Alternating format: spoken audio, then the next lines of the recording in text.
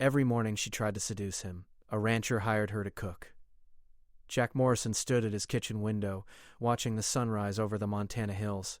He held a mug of instant coffee in his calloused hands, the same hands that had been working this ranch for 20 years. The kitchen behind him was a mess, dirty dishes piled in the sink from 3 days ago. The trash can overflowed with frozen dinner boxes and pizza cartons. A layer of dust covered everything except the coffee maker, the only appliance he used regularly. Jack was 42 years old, though some days he felt twice that. His face was weathered from years under the sun, his dark hair showing more gray than it had 3 years ago. He was tall and broad-shouldered, built strong from ranch work, but there was a heaviness in his eyes that never quite went away. 3 years had passed since Sarah died, and the house still felt empty without her. The sound of footsteps on the stairs made him turn. His son Danny appeared in the doorway, 15 years old and growing taller every month. The boy's brown hair stuck up in all directions, and he wore the same wrinkled shirt he had worn yesterday. "Morning, Dad," Danny mumbled, heading straight for the refrigerator. He opened it, stared at the nearly empty shelves, and sighed. "We got anything besides those frozen burritos?" Jack felt a pang of guilt. "Sorry, son. I'll pick up groceries today." "That's what you said Tuesday." Danny pulled out the box of frozen burritos and tossed one in the microwave. "And Monday. And last week. I've been busy with the fence repairs on the north pasture. You're always busy, Dad." Danny leaned against the counter, watching the microwave count down. "Mom used to make real breakfasts. Pancakes, eggs, bacon." "Remember?" Jack remembered. Of course he remembered. Sarah had filled this kitchen with warmth and wonderful smells. She had made this house a home. But she was gone, and he had no idea how to do what she had done while also running an 800-acre cattle ranch. "I know it's not the same," Jack said quietly. Danny's expression softened. At 15, he was old enough to understand his father's pain, but young enough to still need things his dad couldn't provide. "I'm not trying to make you feel bad. I just miss real food, you know?" The microwave beeped. Danny pulled out his burrito, took one bite, and made a face. "This one's still frozen in the middle." Jack set down his coffee mug. "Danny, I'm doing the best I can. I know you are." Danny put the half-frozen burrito back in the microwave. "But maybe you need help. What about hiring someone?" Mrs. Peterson at school said her daughter used to work as a cook. "Or there's probably an agency in town that—" "I don't need a stranger in the house," Jack interrupted. "Dad, we're eating frozen food for every meal." "The kitchen's a disaster. The whole house is a disaster. You're working yourself into the ground, and I'm practically living on junk food. Something's got to change." Jack looked around the kitchen, really seeing it for the first time in weeks. Danny was right. This wasn't sustainable. This wasn't healthy for either of them. But the idea of hiring someone, of letting a stranger into the home he had shared with Sarah, felt wrong. "Just think about it," Danny said, grabbing his now heated burrito. "I gotta catch the school bus." After Danny left, Jack stood in the silent kitchen for a long time. He thought about Sarah, about how disappointed she would be to see him and Danny living like this. She had always taken such pride in their home, in taking care of her family. She would want better for their son. That afternoon, after finishing the fence repairs, Jack drove into town. He felt awkward walking into the home helper agency, a small office on Main Street that matched people with housekeepers, cooks, and caretakers. A cheerful woman named Margaret sat behind the desk. "Can I help you?" she asked with a warm smile. "I need someone who can cook," Jack said bluntly. 3 meals a day. I've got a ranch about 30 miles out. There's a guest cottage they could stay in if they needed housing." Margaret pulled out some forms. "How many people would they be cooking for?" "Just me and my son. He's 15. "Any dietary restrictions?" "No. Just good, real food." "Nothing fancy." Margaret nodded, taking notes. "I actually have someone who might be perfect." She just registered with us last week. Elena Rodriguez. She went to culinary school and has excellent references. She's looking for a live-in position because she's new to the area." "Why'd she move here?" Jack asked suspiciously. He had lived in Montana his whole life and knew most people didn't just move to a remote area without a reason. "I don't know all the details," Margaret said diplomatically, "but I can arrange an interview if you'd like." 2 days later, Elena Rodriguez drove up the long dirt road to the Morrison Ranch. Jack watched from the porch as a small blue sedan navigated the bumpy path. When she stepped out of the car, he was surprised. She was younger than he expected, maybe late 20s, with dark hair pulled back in a ponytail. She wore simple jeans and a sweater, and carried herself with a quiet confidence. "Mr. Morrison?" she called out. walking toward the porch. That's me. Jack came down the steps to shake her hand. Her grip was firm, professional. I'm Elena Rodriguez. Thank you for meeting with me. Up close, Jack could see she had kind eyes, but also a sadness around them, something familiar that he recognized from his own mirror. This was someone who had known loss or pain. Come on in, he said, leading her into the house. He had spent the morning cleaning the kitchen, though it still wasn't in great shape. Elena looked around without judgment. Margaret said you need someone to cook 3 meals a day? That's right. For me and my son Danny. Breakfast before school, lunch around noon, dinner at 6. Nothing complicated, just good, solid food. What kind of food does Danny like? Jack appreciated that her first question was about his son. He's a teenager. He'll eat anything that tastes good. His mother used to make pancakes, eggs, pot roast, chicken soup, things like that. His mother? Elena asked gently. She passed away 3 years ago. Cancer. The words still hurt to say. I'm sorry for your loss. Elena's sympathy seemed genuine, not the awkward condolences he had gotten used to hearing. They sat at the kitchen table, and Jack explained the job in more detail. She would have the guest cottage to herself, a small but comfortable 2-bedroom house about 50 yards from the main house. She would be responsible for all meals and could keep the kitchen however she wanted. He would pay her a fair wage plus room and board. Can I ask why you're looking for a position out here? Jack said. You're a culinary school graduate. Seems like you could work in a restaurant in the city. Elena was quiet for a moment. I needed a change, a fresh start. Sometimes you need to get away from everything familiar to figure out who you are again. Jack understood that more than she knew. The ranch is pretty isolated. The nearest town is 30 miles. There's not much social life out here. That's exactly what I need right now, Elena said.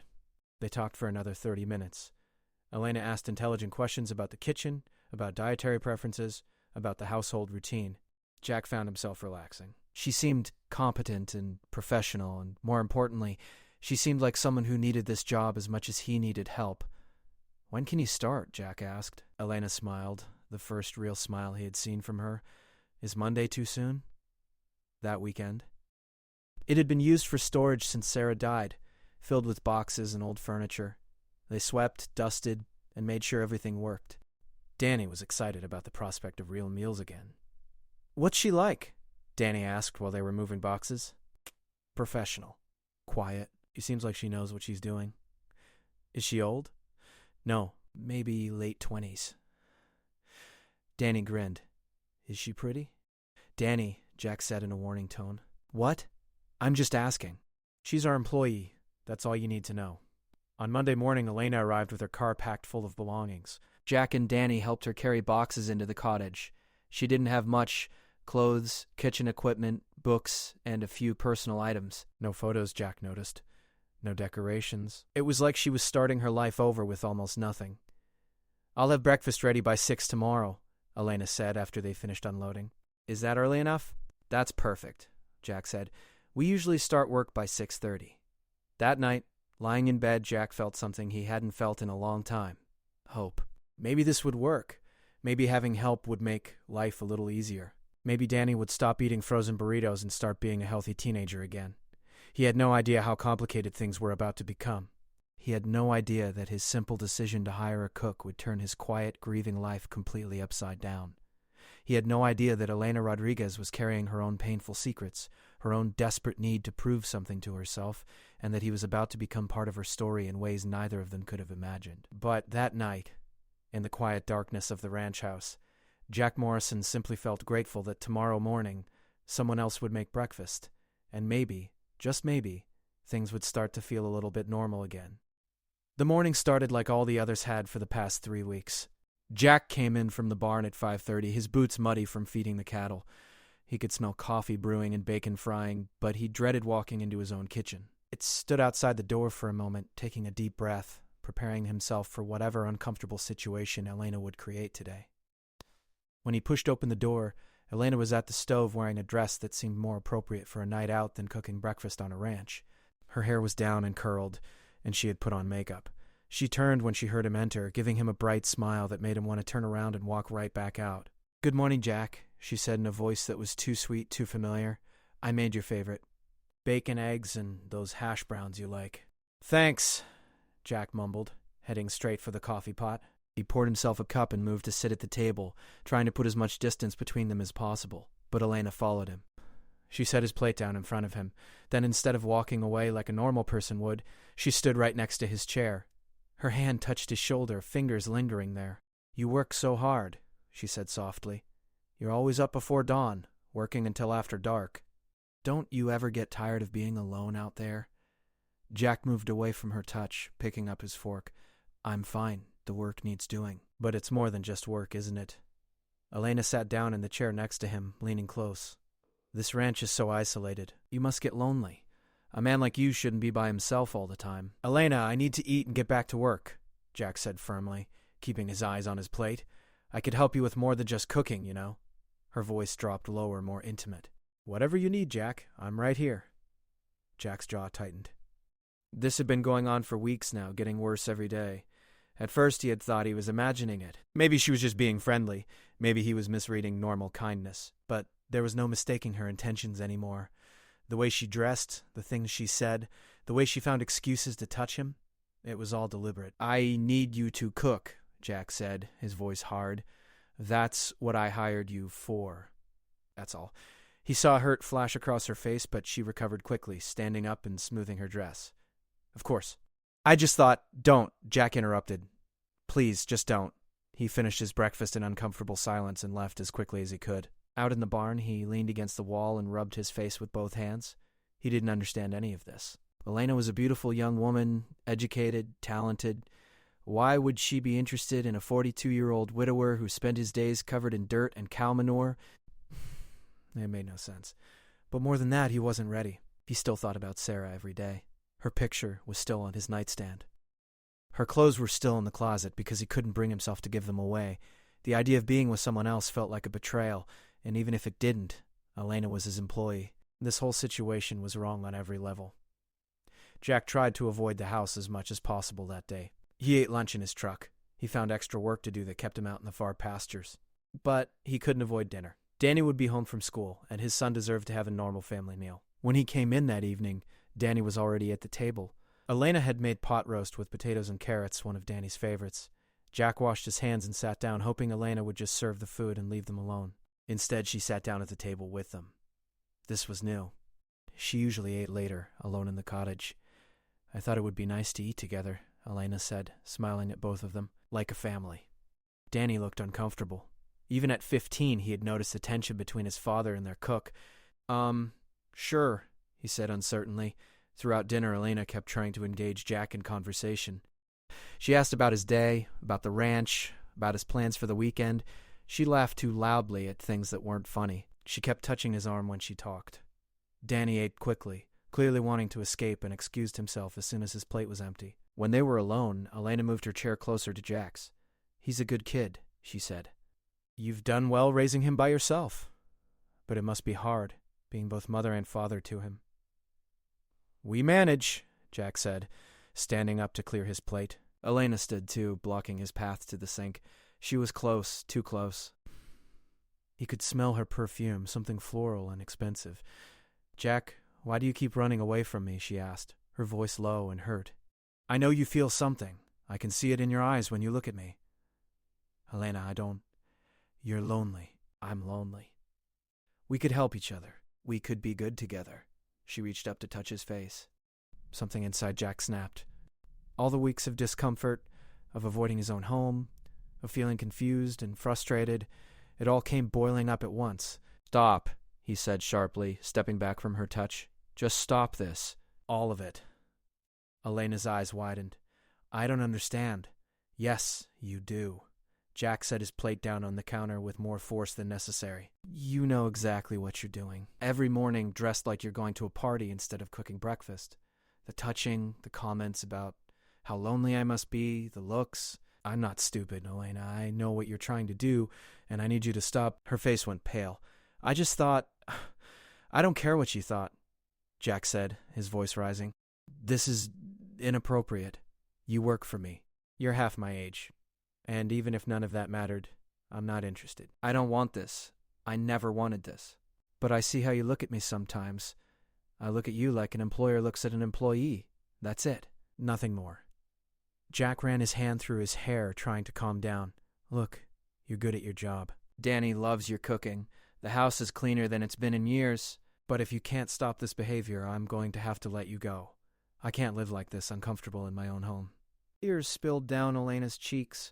She covered her face with her hands and turned away from him. I'm sorry, she whispered. I'm so sorry. Jack felt his anger deflate. He didn't like making anyone cry, especially a woman. But he had to be firm about this. Elena. No, you don't understand. Her voice was thick with tears. I need to explain. Please. Before he could respond, she ran out of the kitchen.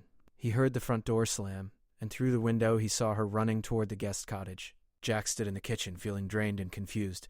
What had just happened? What was he supposed to do now? He went upstairs and checked on Danny, who was doing homework in his room. His son looked up, concerned. Is everything okay, Dad? I heard yelling. Everything's fine, Jack lied. Just a misunderstanding. But he couldn't stop thinking about Elena's tears, about the desperate way she had said she needed to explain. After an hour of trying to work on ranch paperwork and failing to concentrate, Jack gave up. He walked across the dark yard to the guest cottage. The lights were on inside. He could see Elena's shadow moving past the window. He knocked on the door, gentle but firm. Elena? We need to talk. There was a long silence. Then the door opened. Elena stood there with red, swollen eyes. She had changed into normal clothes, sweatpants and a t-shirt. Her makeup was washed off, but she looked younger and more vulnerable than he had ever seen her. Can I come in? Jack asked. She nodded and stepped aside. The cottage was neat and tidy, but impersonal. She still hadn't unpacked most of her boxes. It looked like a place where someone was staying temporarily, not really living. They sat down, Elena on the couch, and Jack in the armchair across from her. For a long moment, neither spoke. Finally, Elena took a deep breath. I owe you an explanation and an apology. A real one. I'm listening, Jack said. I'm not actually attracted to you, Elena said, and despite everything, Jack felt a little sting of offense. I mean, you're a good-looking man and you're kind, but that's not why I've been acting this way. Then why? Jack asked, completely confused. Elena wrapped her arms around herself, looking small and ashamed. I was married for 5 years to a man I loved more than anything. His name was Marcus. Last year I found out he was having an affair with my boss at the restaurant where I worked. They'd been together for over a year. Everyone at work knew except me. I'm sorry, Jack said quietly. So happy. The divorce was terrible. I lost my husband and my job at the same time. All our friends took his side. I moved back in with my parents, completely broken.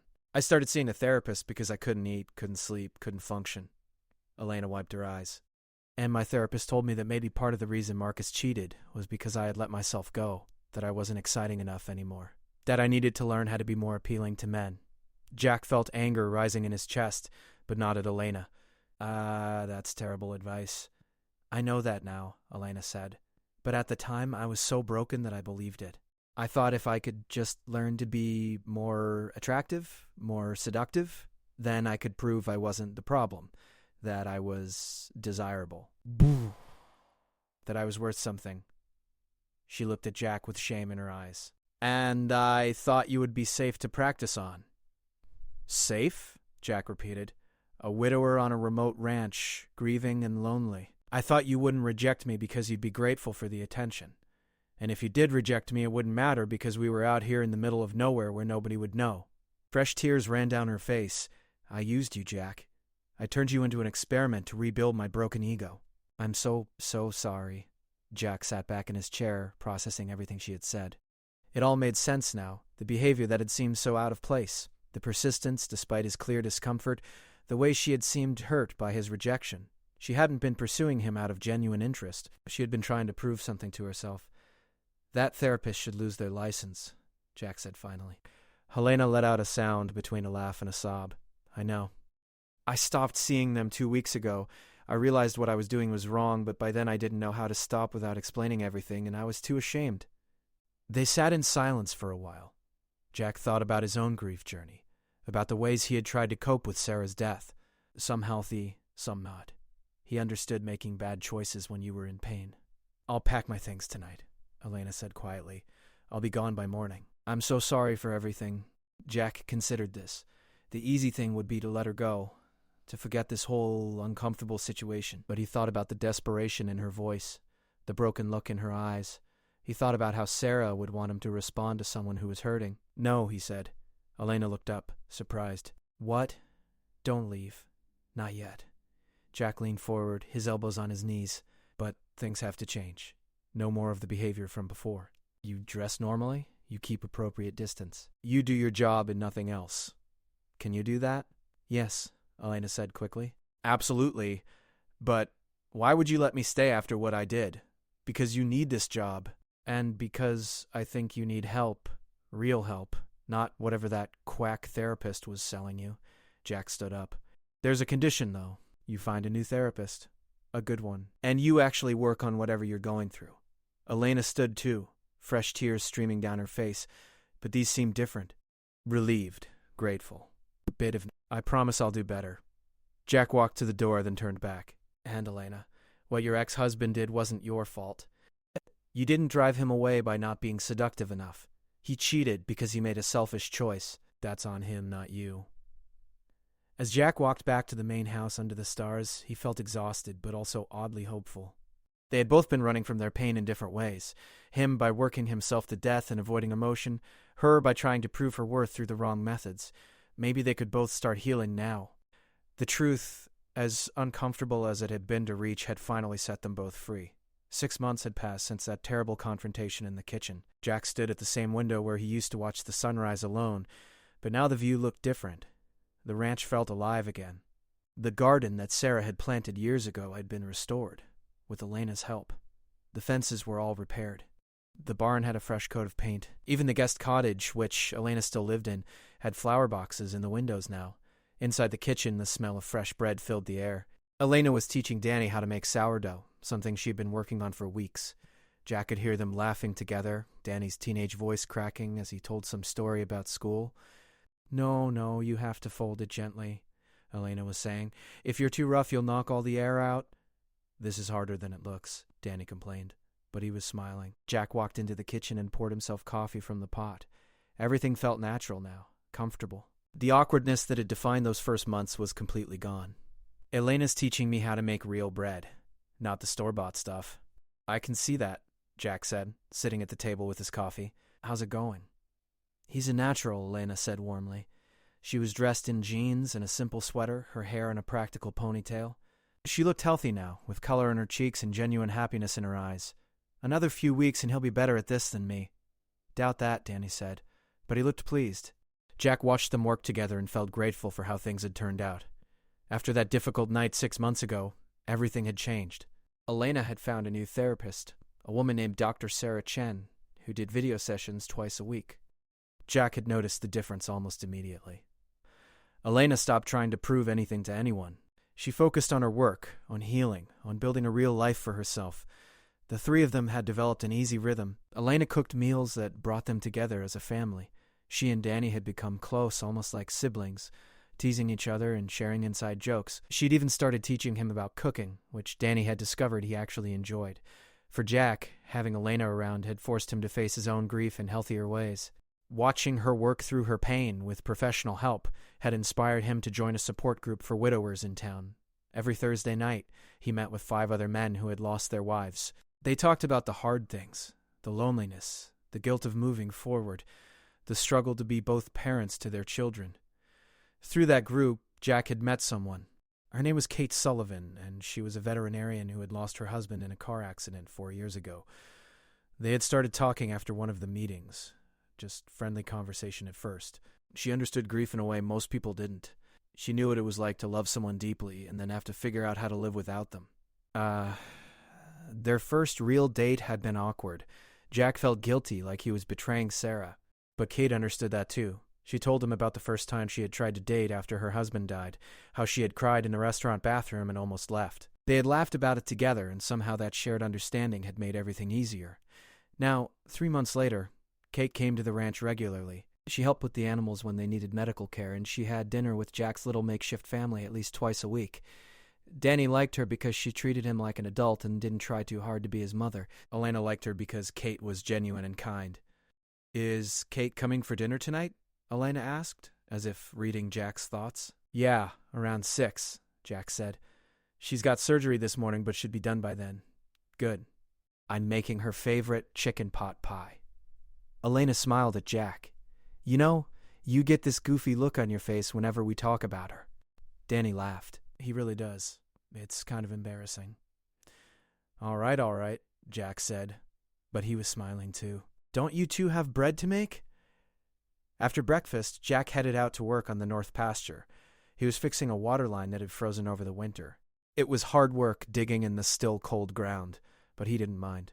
Physical work had always helped him think clearly. He thought about how much had changed in 6 months. How Elena had transformed from someone desperately trying to prove her worth through attention from men to someone who found value in her skills, her friendships, and her personal growth. She had even started a small business on the side, selling her baked goods to 3 restaurants in town. The extra income had allowed her to save money and plan for a real future. Jack remembered the conversation they had had a few weeks ago. Elena had been kneading dough, and he had been drinking coffee at the table. I want to thank you, she had said suddenly. For what? For not firing me that night. For giving me a chance to get better. She had looked at him with tears in her eyes. If you had sent me away, I don't know where I'd be right now.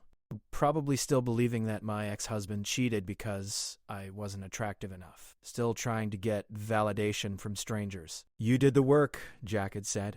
I just didn't give up on you. That mattered more than you know. Elena had smiled. Dr. Chen helped me understand that what I was doing, trying to seduce you, it wasn't really about you at all. It was about me trying to prove I had power, that I was desirable, that I was worth something. But real self-worth doesn't come from whether someone wants you. It comes from knowing yourself and liking who you are. Jack had been impressed by how much she had grown. Sounds like Dr. Chen is a lot better than that first therapist. God, yes. That first therapist did so much damage, telling me that my ex cheated because I wasn't seductive enough.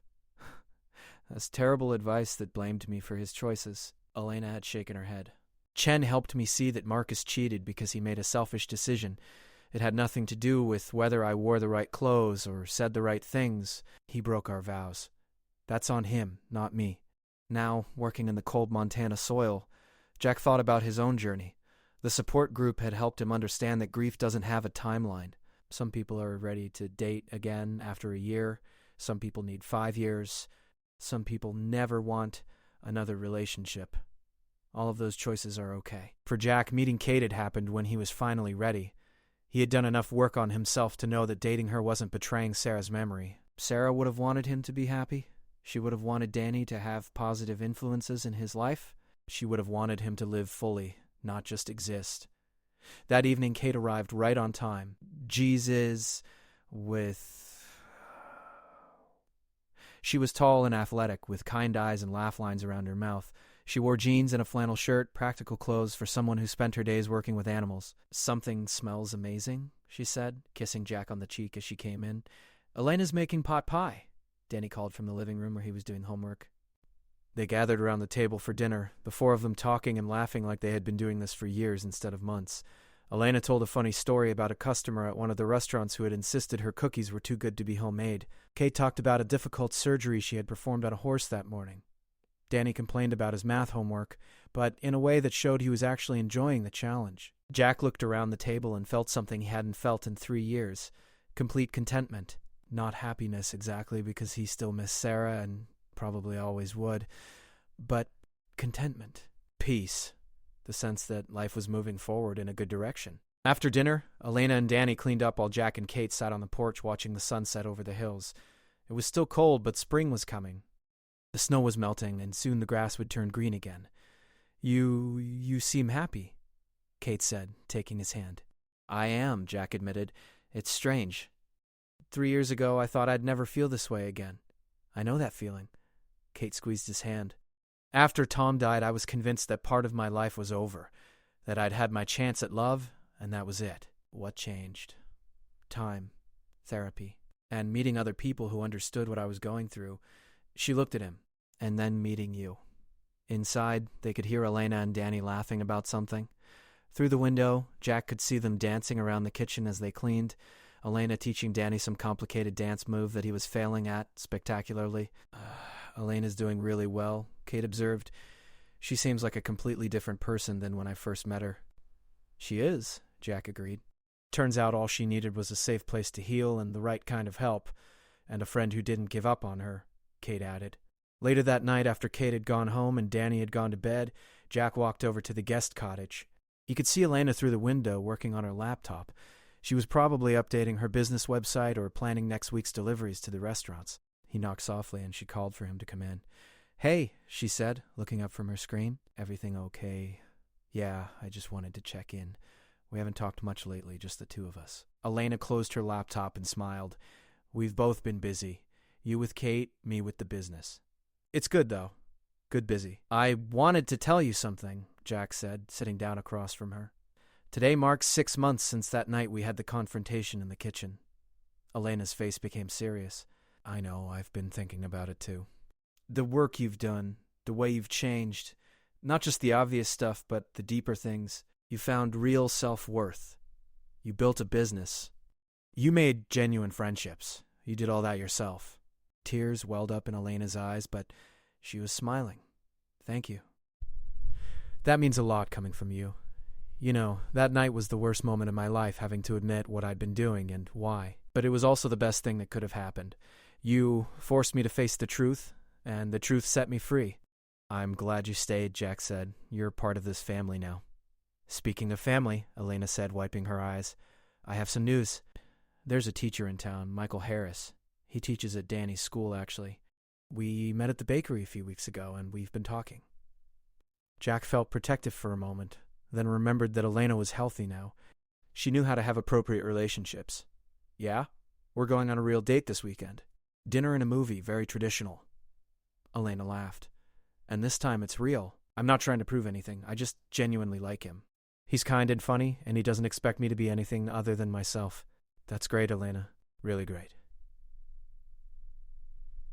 As Jack walked back to the main house, he thought about how strange life was.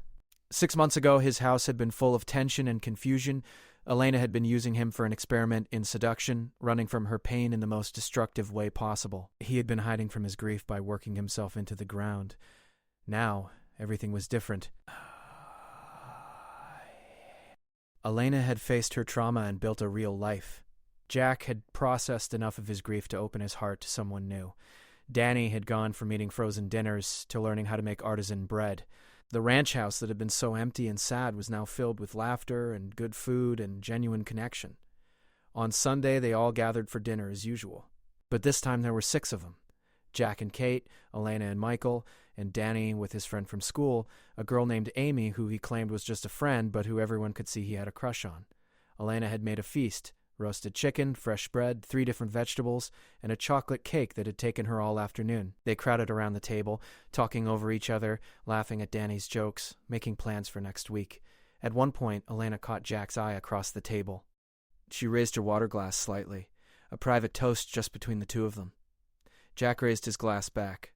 They both knew what they were acknowledging, how far they had come, how much they had both healed, how grateful they were that he had given her a second chance that night 6 months ago. The seduction attempt seemed like a lifetime ago now, an embarrassing chapter in both their stories. But that chapter had led to this one, to genuine healing, real friendships, and the kind of family that isn't bound by blood but by shared struggle and mutual support. As the evening wound down and their guests prepared to leave, Jack stood on the porch watching everyone say goodbye. The ranch that had felt so empty and lonely 3 years ago was now full of life and possibility. Sarah would have loved this, he thought. She would have been proud of how he had handled Elena's situation with compassion instead of anger. She would have liked Kate and been happy that Jack was learning to love again.